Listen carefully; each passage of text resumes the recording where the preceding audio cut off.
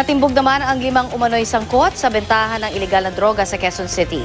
Sugatan sa entrapment operation ng isang pulis. Balitang hatid ni Mav Gonzalez.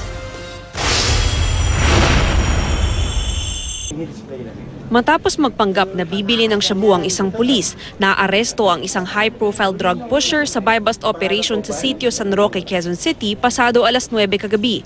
Isang buwan daw minanmana ng QCPD District Anti-Illegal Drugs Special Operation Task Group ang target na si alias Brian. Nang mapag-alamang pulis pala ang buyer niya, nagpaputok pa raw ang sospek. Tinamaan ng isang pulis pero mabuting naka-bulletproof vest siya kaya hindi tumagos ang bala. Wala namang nasaktan sa insidente.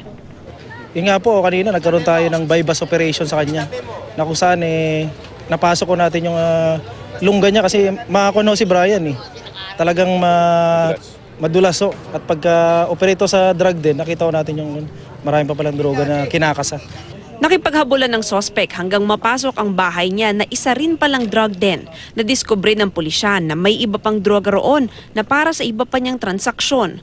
Inaresto rin ang 5 pang lalaki na parokyano umano ng sospek na si alias Brian.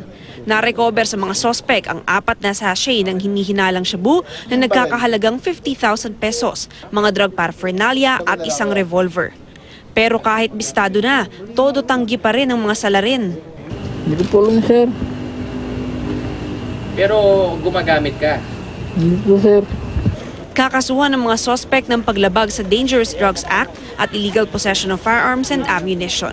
Mav Gonzalez, GMA News.